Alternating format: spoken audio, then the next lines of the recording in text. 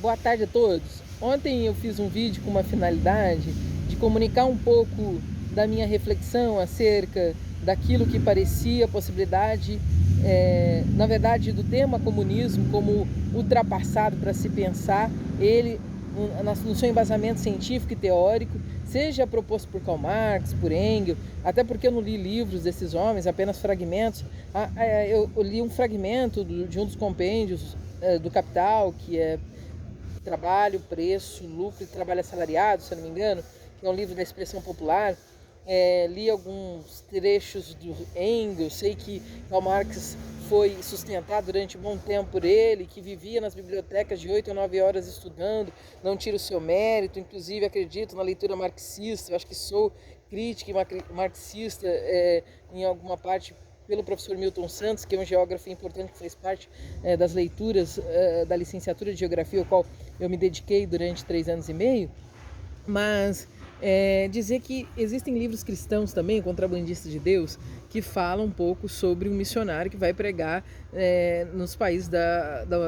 que compõem o bloco soviético, inclusive foi a China, e que, embora ele viu um conjunto de pessoas de costas dadas para ele. Ele inclusive diz que em alguns lugares haviam bíblias em algumas livrarias evangélicas e que de todo não é proibido, que havia algum tipo de perseguição sim sobre pastores, mas que haviam pastores que conseguiam pregar sem a necessidade de ocultar, se não fossem manifestações muito veementes, na verdade, onde não tivesse uma composição de pessoas muito grande, que isso não tinha muita influência também, muita preocupação. Alguns foram presos nem por se oporem ao governo, mas simplesmente pelo fato de professarem a sua religião, assim como outras religiões, tá certo? Isso não foi o privilégio do protestantismo, outras religiões também sofreram algum tipo de repressão. Os comunistas, de fato, boa parte deles são ateus, mas nem todos são ateus. Eu acho que os socialistas, eu conheço vários, inclusive eu acredito na leitura marxista, que foi apropriada durante muito tempo, até talvez a década de 80, 90 do século XX, mas não acredito que hoje seja capaz de fazer a leitura do mundo da maneira como ele se compõe, de como ele está, de como ele se organiza, sobretudo porque o capitalismo é uma estrutura muito forte. Eu não vejo as pessoas destruindo o capitalismo, mas eles poderiam dar uma outra leitura e pensar numa economia mais solidária, como foi proposto por Paul Singer, por tantos outros. Agora, se eu não me engano, é um outro nome,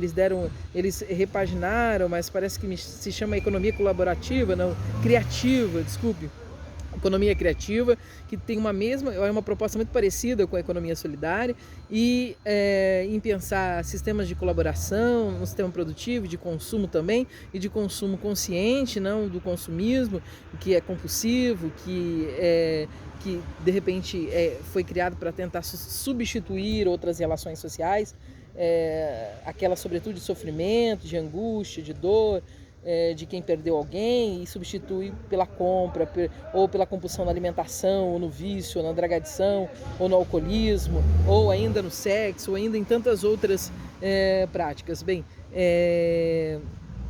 pensar também era algo que era importante, que eu queria dizer, que o vídeo eu faço também para os alunos. Eu tenho cerca de quase 500 alunos todos os anos, do ensino médio, do ensino fundamental, da rede pública de educação municipal e estadual, que eu sou cristã há mais de 21 anos, mas como todo cristão, compõe um grupo e um sistema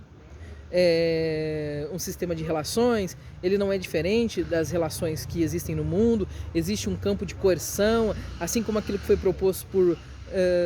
na ética protestante, a ética protestante do espírito do capitalismo,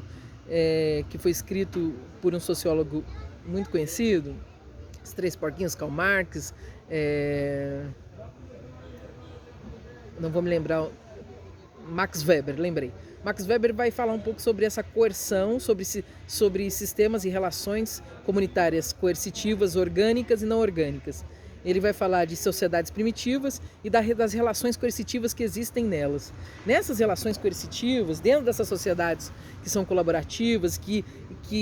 oprimem aquele que é o diferente, que não fala o idioma, que não tem a mesma religião e que não se comporta igual ao grupo, e que é bem próprio dessas comunidades, primitivas no seu sentido mais rudimentar, e que não propõe, não comportam um sistema orgânico o qual é hoje as sociedades, dentro da proposta individualista daqueles que vivem nos centros urbanos, lembrando que mais de 80% da população do mundo está nas grandes capitais do mundo, então estão nas cidades. Existe uma população rural mínima e grande parte das regiões dos campos apropriado pela agricultura, pelo agronegócio, a exploração,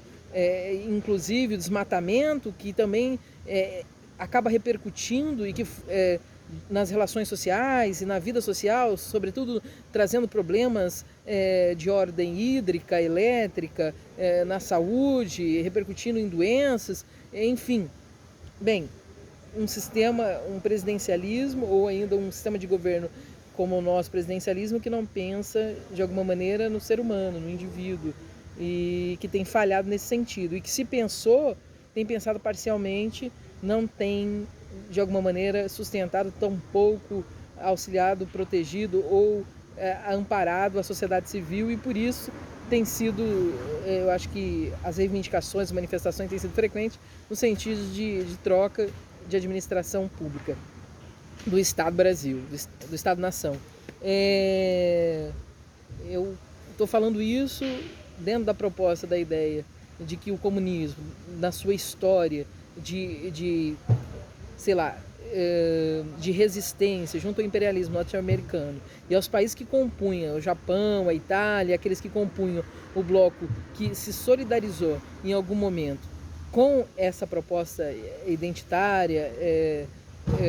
de governo e de administração, que inclusive se opunha à proposta socialista de governo, que se sustentou durante muito tempo, mas que também se tornou inadequada ao tempo presente, uma vez que as tecnologias, pensar que se eu uso uma lâmpada 2 anos, essa lâmpada só vai ser substituída a cada 2 anos. Então, o mercado e a indústria que produz lâmpadas não consegue produzir de maneira a gerar lucros excessivos. Não é uma indústria que pensa colaborativamente ou é sustentável, e por isso tem sido criticada, é criticada por aqueles que pensam uma sociedade onde todos vivam bem, que todos se alimentem, tenham casa, educação, tenham segurança civil e que vivam de maneira colaborativa e que pense e que acople a todos. Eu acho que entender e pensar essas relações dentro da proposta de que o Estado que acabou se sujeitando aos grandes bancos, aos grandes banqueiros e sobretudo porque eles que financiam a indústria, que financiam